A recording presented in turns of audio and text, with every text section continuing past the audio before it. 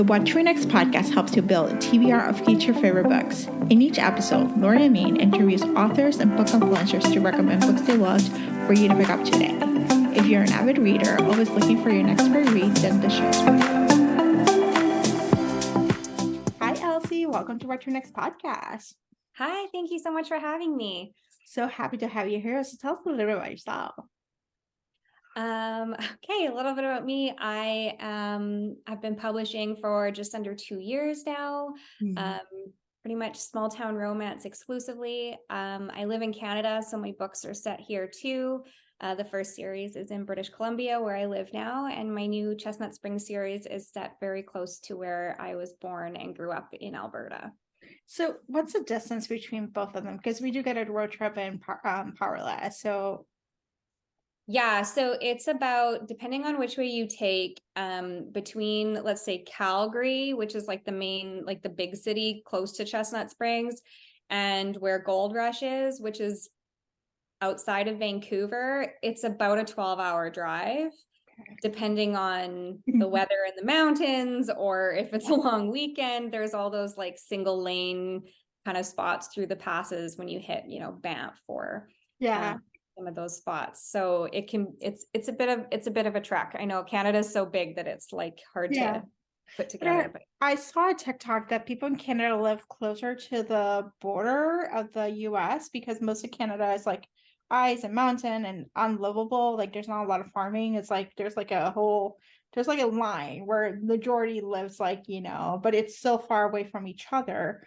Like people in the lakes live one way. They may not visit Vancouver. It's like a whole different world.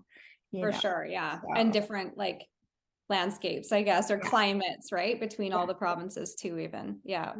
So, all right. So let's chat about your writing journey. What led you to start writing? So I was working as an academic editor, and kind of just freelancing, that sort of stuff. I was home with a young child, and so just fitting stuff in where I could. And then the pandemic hit, and all of that like kind of field research that people were doing dried up really quickly, obviously.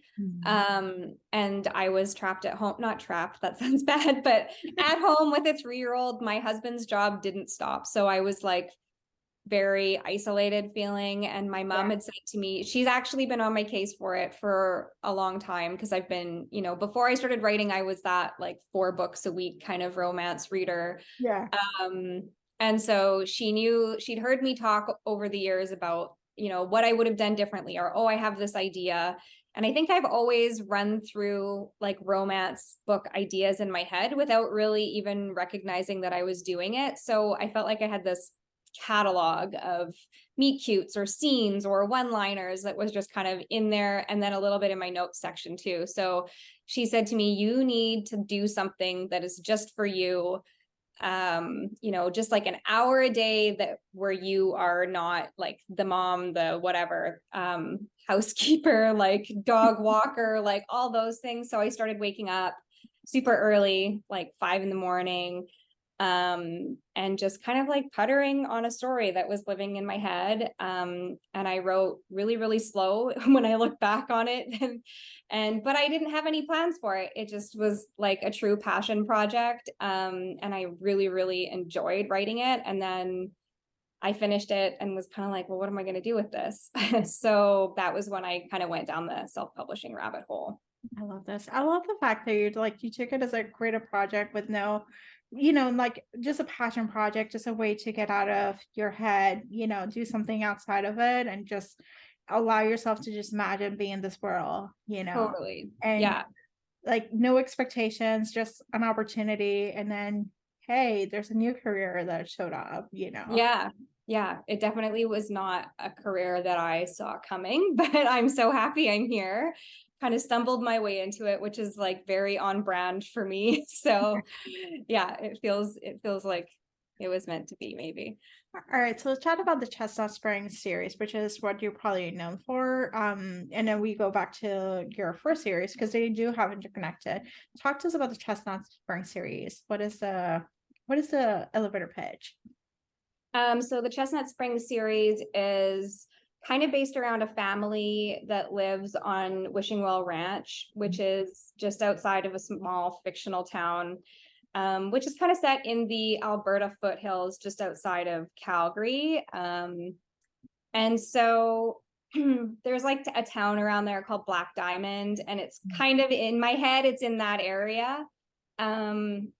And so, yeah, it's set around this family. There are 3 brothers and 1 sister. We got the sister's book in the first series because she lives in the other part. But it's not just that on the ranch, there's like a cousin and a kind of adopted brother. We're going to pull in a couple other side characters too. So I didn't call it the Eaton family because it really is a little bit more than that. And it's more than just the ranch too. There's definitely some things that are going to happen in the town. And so it's just kind of, you know, watching this whole group of people, the found family and the family, find their happily ever afters. Yeah, and they can be read as a standalone, although it's nicer to read them in order or out of order.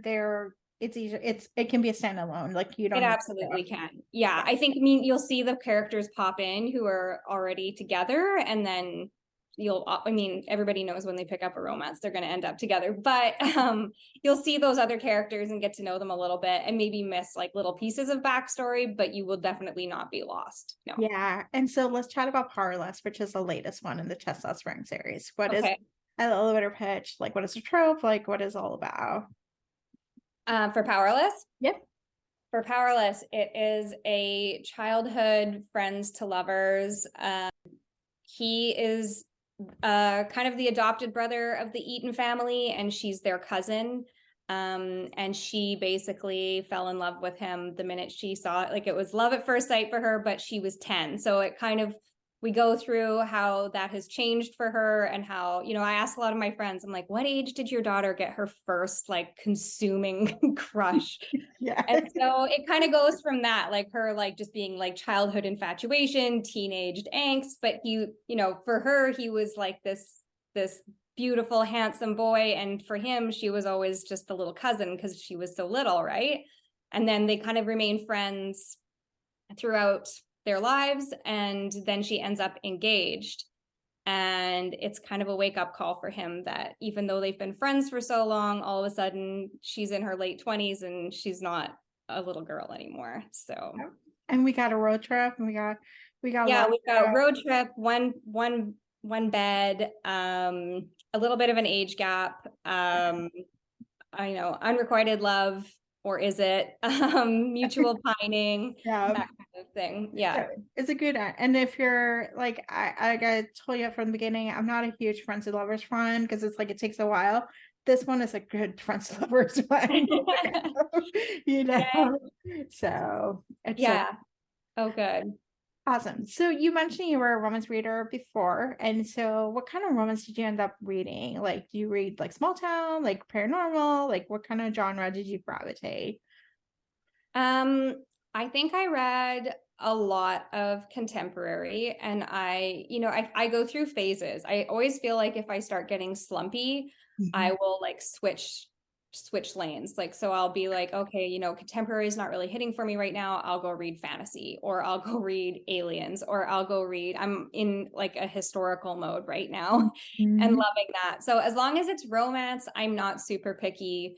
But I would say that like I started with like the Sookie Stackhouse novels. That was probably, you know, those ones really got me into it. And I loved, like, I remember we rented a cabin at a lake when I was younger, and there's like, you know, there's always the bookshelf with like Monopoly and then like some random books on it. And I don't know how old I was. I don't remember, but I remember being like, oh, this is a really interesting cover, and like sneaking this book upstairs and just like reading it under my covers, because it was like a bodice ripper. Like, it was like a totally old school Harlequin kind of like romance novel. So yeah, I'll read anything as long as there's romance in it.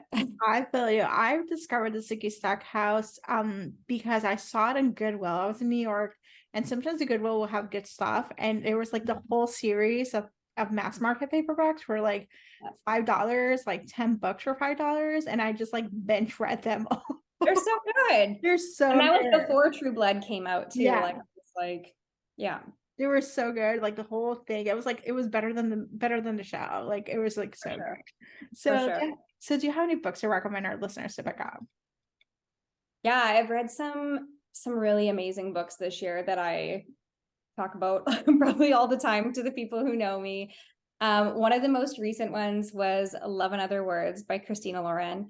Mm, Um, I loved it. It was friends to lovers, so maybe that was why too. I yeah. was like, oh my goodness. But it was like there was way more flashbacks in this book, and I don't always love flashbacks, but they were so well done. Like I often feel that big long flashbacks pull me out of like the development or the intimacy or the tension, but these ones just like added to it because they were these angsty teenage moments. And I just the hero in this book was just so swoony and so adorable. I loved him.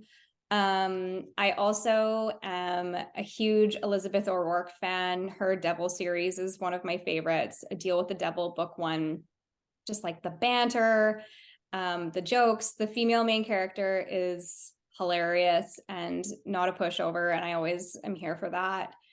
Um, and then I listened to the audio of Darling Venom by Parker S. Huntington, and that was definitely one of my favorites of the year also. And Maestro by Auden Dar. I think I'm pronouncing it right. I don't know. I blew up her DMs. It's only her third book, and I was like, I could not stop reading this book. I don't know what you put in it. It was so angsty. I wanted to throw my Kindle across the room. But it's about a conductor, and he's like this violin virtuoso, and it's like the art scene in New York, and just so it I liked it because it transported me. Like I've never read a book in that setting about people with those professions. And it was just, I don't know, it was heartbreaking and beautiful, and it was really good. All Yeah. right, adding those two to my TBR for sure. There you go. Elsie, tell us where we can find you online. Online, I'm probably most active on Instagram. It's all of my socials are like author Elsie Silver. I am also on TikTok. I am on Goodreads, and I do have a website, www.elsiesilver.com, that is in the process of being redone right now. So, but I am there, and my email is attached to all of that, which is generally the best way to get a hold of me, if I'm being honest. Thank you, Elsie, for being on the show. Thank you so much for having me. If you enjoyed this podcast, feel free to share with friends, subscribe, rate, and review the show. This is the easiest way to support the podcast.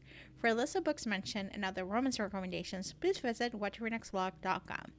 Did you know you can purchase audiobooks directly from your favorite local bookstore?